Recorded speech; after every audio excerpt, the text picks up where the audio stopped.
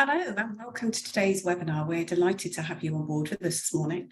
As you can see from the screen in front of you, we are going to talk about the very exciting topic today of elevating your employee brand to attract and retain a multi-generational workforce.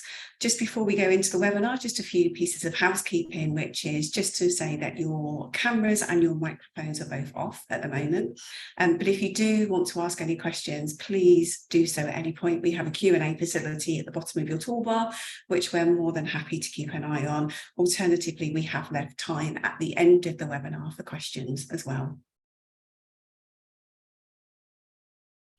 So for those of you that haven't joined one of the Curve webinars before, just a little bit about us. So the Curve Group is a leading provider of configurable HR and recruitment services.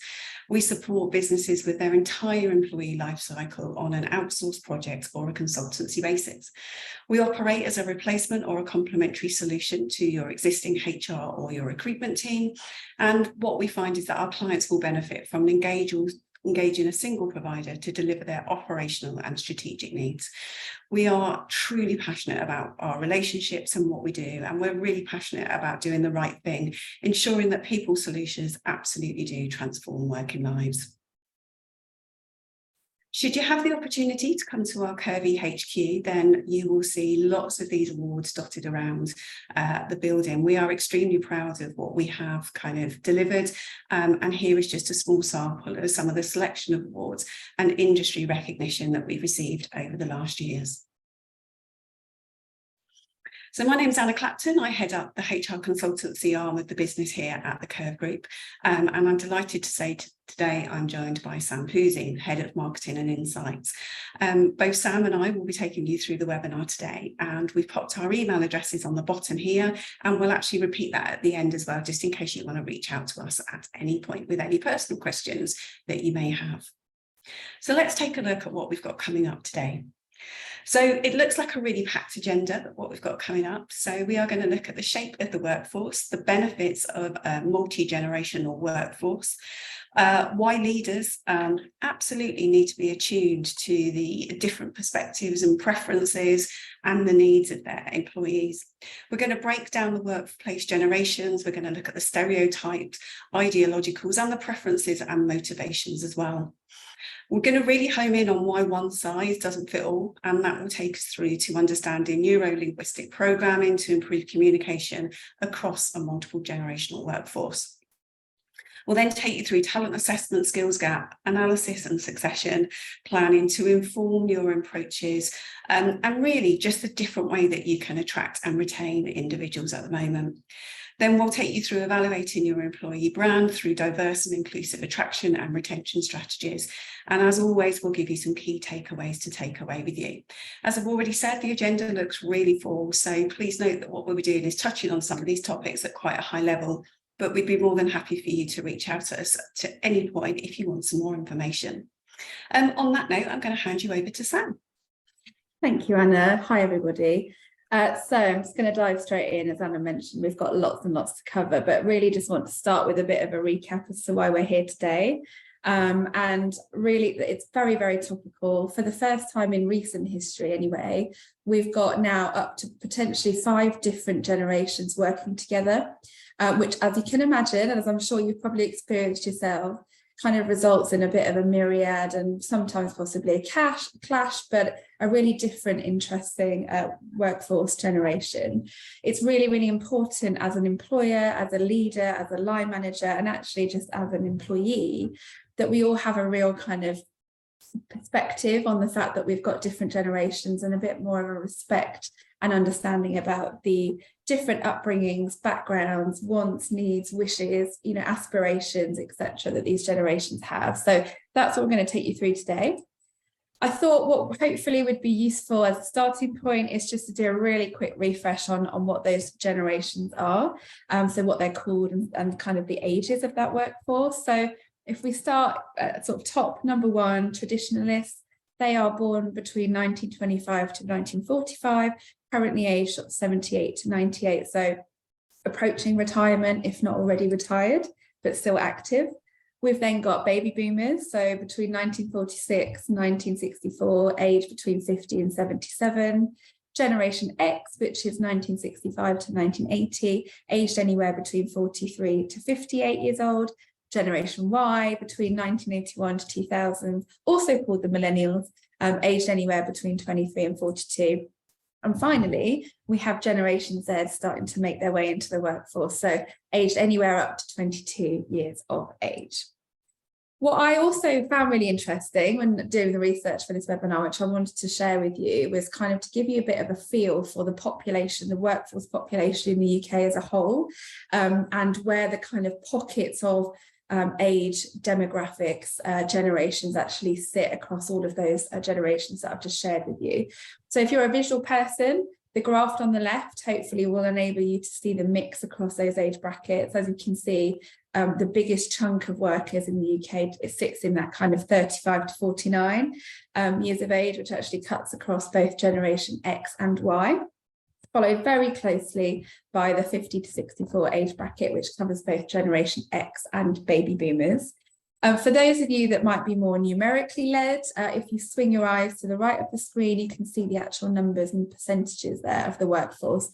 And actually, if you look at those figures, it's quite startling to see that almost 2/3 of the workforce in the UK are over 35 years old, but we have still got really strong representation of sort of, what's that, 33-ish% of employees that fall in younger brackets. So I think it's really important just to actually give you the stats and the data behind this, because it's all very well sort of saying you've got 5 generations, but actually drilling into the detail is important in terms of sort of how that workforce is made up. Now, clearly that's on a UK-wide scale. It could be very different in terms of representation in your organisation, but I just wanted to give you a bit of a flavour. If we skip to the next slide then, when pulling this one together, I just really wanted to kind of ground the session today, and actually why is it important to be thinking about how to utilise and foster and enhance and encourage and build a multi-generational workforce. And actually a lot of these benefits are very, very similar, if not the same, to some of the content that we've put together previously for our diversity inclusion webinars. So clearly, if you've got a really good mix of generations in your organisations, you are opening up your chances and opportunities to have a much broader range of experience and skill sets in your business, which is a brilliant thing. As a result of that, you've got improved levels of innovation because you've got more ideas and differences of opinion, which is definitely a very healthy thing to have in an organisation. You've also got more chance of better representing your customer base, which clearly means that your products, hopefully, and your services, anything, whatever it is that you're selling and you're offering, has got stronger depth in the market. It also means that you've got more of an opportunity to ensure that you can start building, if you haven't already got them, meaningful succession plans in your organisation to really help to future-proof your business. Clearly as well, if you've got that lovely wide age range, you've also got the opportunity to build your own in-house mentoring programs to really help with sort of future skills development. It's also a great thing in terms of employer brand, and this is definitely my kind of passion project, so I will wax lyrical about this quite a lot today, but I think if you can really demonstrate through everything that you're pushing out into the market, either directly on your own websites, via your clients, word of mouth, via your employees who talk about you as an employer, it's all really positive to demonstrate that you can be a very inclusive, diverse, age-friendly organisation. And that really does help massively when it comes to both attracting and retaining candidates, which I'll talk about a little bit later on. There's many, many more benefits, but I just wanted to highlight those as the top ones. And from a leader perspective and from a hiring manager perspective, and actually again from an employee perspective, there are many reasons why it's really important that we all take responsibility and understand why there are different preferences and actually put proper steps in place to make sure we can manage and cater for those. First and foremost, it's about legal compliance. So age is actually a protected characteristic under the Equality Act. So it's critical from a legal perspective that you're making sure that everything that you do in your organisation doesn't discriminate against anybody, regardless of where they fall on that age range that I showed you at the beginning. And that's in terms of, you know, how you attract people, recruit people, retain people, all of your BAU operational practices. You need to make sure that there is no age discrimination taking place. And the really kind of the next step from a kind of, I suppose, a softer side in terms of people management, it's really important to understand that different people of different ages, different backgrounds have different priorities and different motivations as to why they want to come to work. And that might be that they've got different thoughts on the kind of working environment that they want to be in, working styles, working patterns, what benefits they're looking for, what progression opportunities they are or aren't looking for, the management styles that they want to be kind of working within.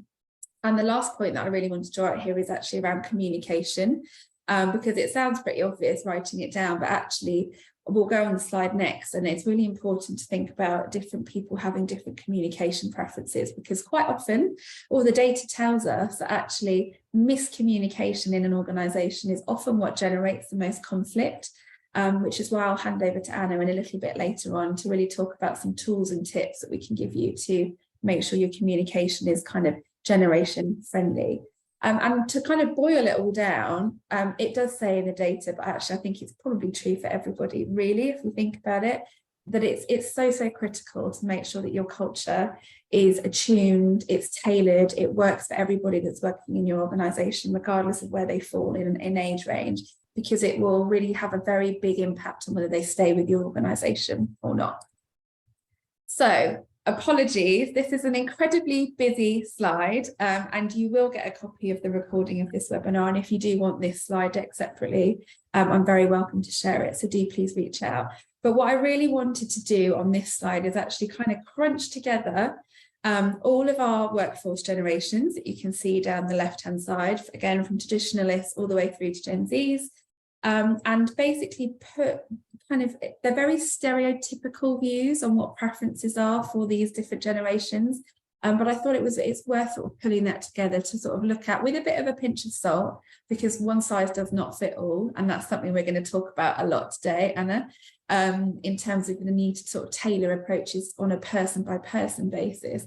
But I thought it was actually quite interesting to bring all of this together to give you a very high level overview of how preferences and perceptions have changed over time, as you'd expect them to do so, driven by changes in economy and technology developments, etc. So what you can see here is basically a bit of a breakdown on what people's worldviews are depending on their generation, what motivates them typically, the comms preferences that they have, what would attract them to an organisation and also retain them in an organisation. So lots and lots of information there. It is very much sort of stereotypical stuff, but it's still useful, I think, as a sort of a big view.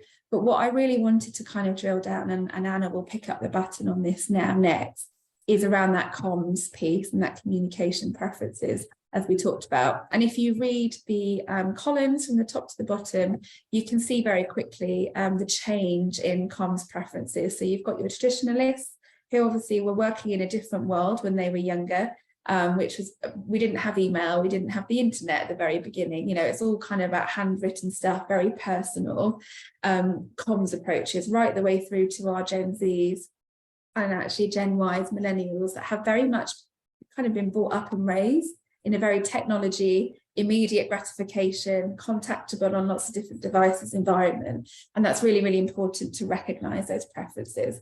So as I mentioned, I'm going to hand over to Anna to talk to you a little bit more about all of those next. Thank you, Sam. So we have said this a couple of times, but one size certainly doesn't fit all. I think it's really worth pointing out that what we're trying to avoid here is anything that is a sweeping generalisation. Things are very different, and it's a little bit like our fingerprints. Everybody's fingerprint is different, really.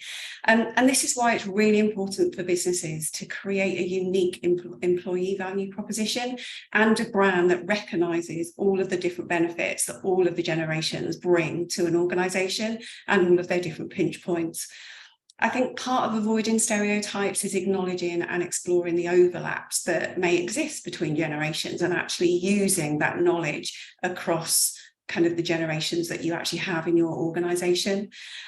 We should never stereotype, and I think Sam has already made reference to this, but we should never generate any type of stereotypes based on race, ethnicity, gender, sexual orientation, and we definitely shouldn't do it on age or generation that they come from as well.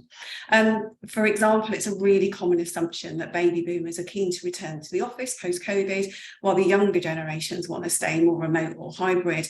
However, the workplace flexibility has proven it to be really universal and diverse across all of the generations that we have. So I think that leads us on very nicely into neuro-linguistic programming. So we've talked about this, and this is a subject that is very passionate to my heart, and it is one that we clearly don't have enough time to talk about on our half-an-hour webinar today. We could actually talk about it for hours and weeks. But in summary, NLP is the practice of understanding how people organise their thinking, feeling, language and behaviours to produce the results that they do. NLP provides people with a methodology to model outstanding performances achieved by genius and leaders in their field. But NLP is also used for personal development and for success in the business, and that's the area that we want to home in on. If we talk about NLP within our businesses, then what we can talk about is the way that we communicate, the different types of people that we have in our business, and how it can help the overall communication strategy. For those of you that are familiar with NLP, or if you're not, one of the key things that we focus in on are what we call your filters. And everybody receives filters, everybody's got different filters, but we all have prominent filters. And all I want to touch on really is just a few of those filters today. And the biggest ones are around how we receive information. We all absolutely receive information, and we give out information in different ways, and not everybody is the same. So the more you get to understand kind of the individuals within your organisation and how they like to receive and give out information, the more kind of proactive they'll be and the more efficient they'll be as well. Again, just homing down into some of those filters, we talk about big or small chunkers. When we talk about a big chunker, we're talking about individuals that just want the big picture. Where do you want me to get to? Right, I'm going to get there. When we talk about a small chunker, it's absolutely an individual that knows where they've got to get to, but to be able them to get there, they need to absolutely break down all of those filters individually, and break down all of those chunks to how they'll end the task.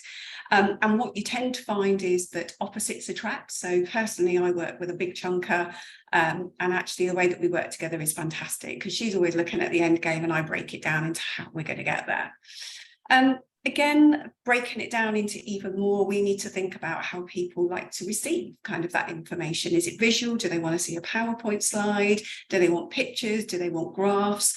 Do they usually tend to hear and say words like, well, what does that look like? I want to see how that looks. When we talk about people that prefer hearing, that's all about the fact that they're more than happy to listen and be spoken to. They're more than happy to potentially just have a podcast and listen to instructions that way. And again, they'll tend to use language like, you know, I hear what you're saying, and yeah, I understand what you're saying, and they'll just continually bring back that focus. And when we talk about touch, we're not talking about going up and giving people cuddles and being very feely. What we're talking about is they want something tangible, a bit like the pictorial that you've got here, where you've got somebody that's physically holding something. They do still tend to hang on to that. And what you'll find with those individuals as well is they'll use language like, what does that feel like? How is that going to feel like at the end? Now, I'm sure a number of us are familiar with the communication wheel, but the biggest one for me still comes back to body language, which is 55% of our overall communication. We all did something very different when we worked throughout COVID, and we were based behind screens unless we were kind of key workers. But our body language now, more than anything, is really important, especially with the way that we do hybrid working, and actually tells a lot of stories into how we portray ourselves in meetings and other environments. And finally, something that comes a long way is mirroring and matching. And that is about mirroring and matching our colleagues, our peers, and being confident enough to be able to liaise with all elements of our organisation, whether that be top down, bottom up, horizontal, and actually matching that behaviour and mirroring those views and the way that you feel to kind of get the best out of people. That actually leads us very nicely onto talent assessment, skills gap analysis and succession planning. So what we've got here is the 9-box talent grid, and this is a great tool for you to start within your organisation and can be used in a number of ways, really. The first starting point should always be to map where your current employees are. And you can do that with a number of thoughts in mind. You could map it from a generalisation, a kind of a generic way. Where is everybody? Where are they at the moment? You can map it with your generations once you've actually found out where the individuals are plotted. And actually, it's a really great tool to look at your succession planning and how you're going to move individuals forward. Once you've actually plotted the individuals, you will end up with a beautiful grid that tells you how many of your employees sit in each box. Now, we always tend to find that within the solid contributor, right in the heart of our organisation, you've got those people that come in, they do the doing, and they absolutely keep the cogs turning. And then alongside that, we've got a number of other areas where we really, really need to focus. This comes down to our communication, our personal development, and how we're going to retain these individuals. So if we just bring up the next little click on, we'll actually see what we need to do with each area. So anybody that's sitting in that bottom quartile, that are underperformers or are inconsistent performers, really need to take some action. And this is about managers being able to communicate with their teams and not sticking their head in the sand. So if we've got underperformers or inconsistent performance, are we making sure that we're tackling it, approaching it, having those difficult conversations and having those personal improvement plans put in place, for example? When we then look at the next area, that's our progression for our 3 to 5 years, and we're really starting to build some of our foundations for the organisations going forward. The next one is our 2 to 3 year stage. And again, it's all about investing in those individuals in the right way, thinking about the succession. Where can they go? What can we do with them? How to retain them? And again, for me, one of the most important areas is those people that are ready now. We've really highlighted them as top talent. How do we keep them in the business? How do we keep that high potential and that high performance going by investing in them, communicating with them in the right way, and making sure that we're listening to them on how they want to be successful going forward. Sam, over to you. Thank you, Anna. It's brilliant. So I'm just going to share a couple of slides now around kind of the crux of the webinar. So everything that we've talked about, what is it that you can do in terms of your employer brand and really elevating that in order to attract and retain a multi-generational workforce. Before we go into the detail of that, I really would strongly urge you and recommend looking at your kind of talent assessment, succession plans before you think about your attraction strategies, because it really will be the kind of the leap pad for you to identify where you've got gaps in your organizations. Have you got an aging workforce that are looking to or making noises about retiring soon? Have you got the skills coming through at the other side, who can pick up the baton and carry on in order to make sure you've got a sustainable business? Have you got too kind of young and inexperienced population in your organization? Could you do with some more experienced hands with kind of more sort of senior perspectives and capabilities? So really, really look at your talent assessment before you think about your strategies. But once you've done that and you've figured out actually where your areas of focus need to be, I would then also just implore you just to keep thinking about your employer brand as a whole. So everything that you're putting out into the market, like I said before, whether it's on your website, careers page, social media, whether it's word of mouth from your current employees or candidates that you're talking to or previous employees or, clients, customers, etc. Everything that is going out there is kind of building a picture to a potential candidate around what your employer brand is and what kind of an organization it'd be like to work for. So you might really get buried in the detail of some of these attraction strategies and attraction ideas, but always come back to that kind of bigger picture view and think about the impact of everything that you're doing. Once you've got that kind of persona of that sort of person, that group that you're looking to attract, take it back to that table with the pinch of salt that was very kind of generalization and stereotypical, but start to think about what do you know, what do you think motivates that population of people? Therefore, what do you think you should be including in your adverts, in your collateral that you're sharing in order to encourage them to either return to the workforce, enter the workforce of your business or move from another organization? It could be things like the benefits, it could be things like, development opportunities, etc. But really start to think about what would motivate that population. Think about the kind of content that audience would like to consume.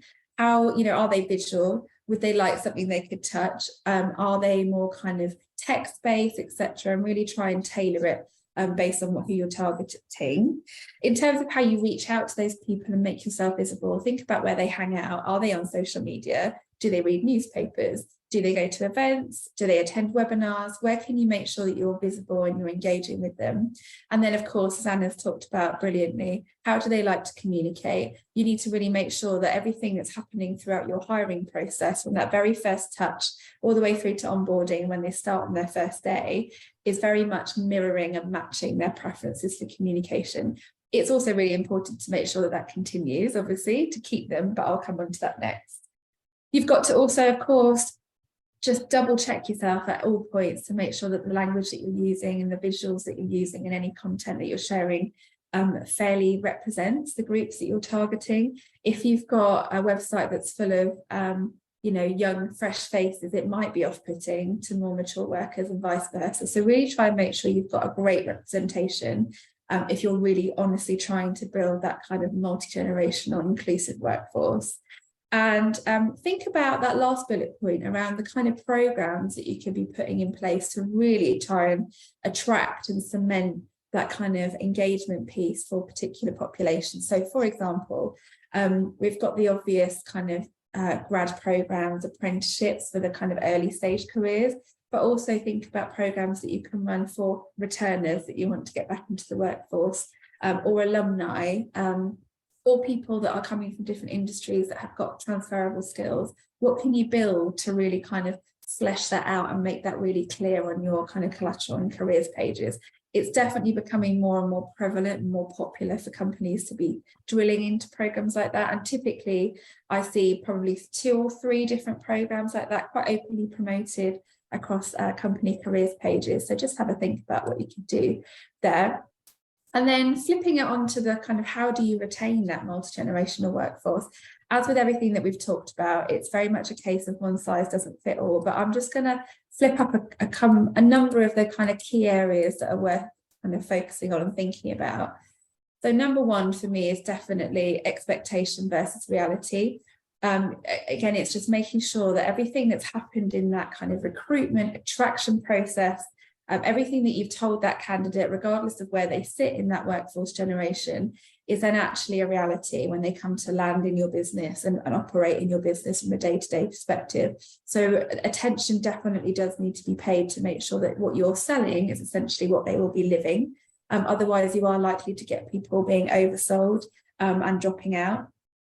This one, as it says, millennials are hyper-focused on career development. And actually, I'm sure that's true across the majority of the workforce generations. So again, make sure that if you're promising that as an attraction strategy, you've got those programs in place, and Anna will come on to talk to some of those next. Working location, Anna's mentioned it before, but that's really key to sort of think about. Again, are you bringing people in, telling them it's a fully remote role? Are you going to change your policy on that soon to have, like, bums on seats in offices 3 days a week? Because actually that's probably going to have quite a big impact on your staffing and your kind of feedback from those new candidates that have come to you in order to have a hybrid or remote work experience. Tools, tech and processes, they're areas that we see so many businesses fall down on, even if that's what they provide to other customers. It's really, really important. And I think this just goes across the whole piece, that we need to make sure that when those people have come on board in your organization, they have got the tools they need.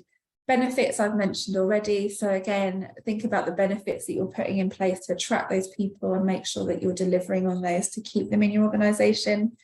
Supporting people and educating people on financial practices is a big area that actually is coming through in a lot of the data at the moment, particularly in terms of sort of retaining the more mature workforce and actually educating them about that balance and that movement towards retirement and the difference it could make, for their pension pot if they stayed with you for another year, 2, etc. is huge. And then lastly, a key area to think about is employee well-being. And it's just one of those kind of overarching topics that is really, really important for all generations. And there's definitely a lot more focus on that at the moment in the industry. I'm going to hand over to Anna. I'm very mindful of time because it is ticking on. So I'm just going to jump across to you now, Anna. Lovely. So I'm just going to finish off here with a couple of slides before we go on to some key top tips and takeaways, really. For me, there is a number of ways that you can obviously support retention in your organisation, along with actually supporting your attraction strategy and open up some of the doors of individuals coming into work. Up on the slide now, we've got lots of different options from trainees, apprenticeships, returners, fast-tracked ex-forces, work experience, charities. But for me, there are three key ones, which is where you should really be focusing on as well at the moment, which is trainees. How can you bring in some new blood into the organisation and actually upskill them enough that they start to build your foundations? Then taking that to the next level, it's all about looking at your emerging talent. If we look back to that succession planning and we look to the kind of the lovely 9-box grid that we talked about, there are some great programs that you can run out there, and we've been more than happy to discuss them with you, all around how you can take your emergent talent, invest in them, making sure that you've got, again, those foundations. And looking at your future leaders, we love to look at people that have shown an interest in leadership, people that are great with people, always buy from people, always engage in people, and they will absolutely be the individuals that communicate in lots of different ways, whether it's across the organisation, up the organisation, or as we've said previously, horizontally. But a great starting point is all about how you should upskill your existing hiring managers. So if you take this as a checklist and think about, well, what do they currently have? And is there anything missing off of the list? We'd be more than happy to chat with you about it. But things like fair and transparent recruitment process, interview techniques, line management, difficult conversations, leading high performance teams, managing performance, leadership skills, effective one-to-ones, all the way through to building positive relationships, problem solving, influencing skills, commercials, resilience training, and we can wrap all of that up with NLP as well, so it ties in really nicely. Again, like Sam said, very conscious of time, so Sam, if we do our top tips and takeaways, and then we'll see if there are any questions. Perfect, thank you, Anna. We did say it was quite a meaty deck today, so thank you for staying with us. So just to kind of wrap up then in terms of top tips and takeaways, I hope that it's come across, but it is challenging. We're operating, all of us, in quite a mobile, moving, tough market for talent at the moment in terms of retaining and attracting talent across all of those generations. So that's one thing, but I think the other kind of flip side of that coin is that one size does not fit all approach. So please, please, please make sure that anything that you take away from this today, you're doing in your organisation, is not purely based on stereotypes and assumptions, because that could have the reverse effect of what you're trying to achieve. Really remember to think about your attraction and retention strategies and how you meet the needs of different people and ensure that you're inclusive. Really important that actually this is not just a HR thing or a people leader, team leader, senior exec thing. It needs to be filtered down to all of your leaders and all of your line managers to ensure that actually the daily practices are fit for purpose and suit a multi-generational workforce. If you haven't already mapped out your talent assessment 9-box grids, please, please, please think about doing that. And finally, like I said, just remember to keep checking back in and thinking about the employer brand for you as a whole and what the impact of all of these things on could be. So, to close, thank you for staying on. We're ever slightly over, but we can open up the mics now in the Q&A function if you've got any questions. While Anna is checking that for me, I just wanted to flash up our details again. So if they've got anything that you'd like to take offline or contact us about directly, you're very, very welcome to do so. And you can see our contact details again on the screen here. Anna, have we got any questions? We haven't got any questions, so no, we are ready to move forward. Lovely. Well, if you've got anything, please do get in touch with us at any time. Last couple of slides. So just in terms of how we can support, Anna's alluded to a few of these areas, but just to kind of bring it to a close, we can deliver your skill gap analysis and succession planning for you. That is a massive piece of work, and we quite often, it's outsourced to organisations that can just focus on that and free you up to focus on business as usual. So that's where we can add quite a lot of value. Anna's touched on all of the line manager training, on how we can upskill your line managers on neuro-linguistic programming and conscious bias, etc. We can also create learning development programs, buddying and mentorship schemes, as Anna's mentioned. And of course, we can also actually deliver that kind of holistic recruitment process for you to help you with your attraction strategies. And lastly, We have also delivered a number of function audits and process audits, so we can have a look at what you're doing at the moment and then provide recommendations back to you on how you can make those adjustments to make sure that you're catering for all of your generations in your workforce. So last one, in terms of future webinars, we've just got 3 more coming up for the year, which is very exciting. In September, we're talking about the importance of an exceptional candidate experience. In November, we'll be talking about the right to work legislation and an employer's guide to kind of what it means, how you need to take it on board and when the rules are coming in and changing. And then at the end of the year in December, we've got our traditional kind of looking ahead to 2024 in terms of what's next for sort of HR and people leaders. So details of all those webinars will be published up on our socials and our website shortly. Thank you very much for joining us today. I really appreciate it. I hope on behalf of Anna and I, you found it beneficial. If you do have any questions on any of this content now, as we mentioned, please feel free to reach out. But thank you very much and have a great day. Thank you.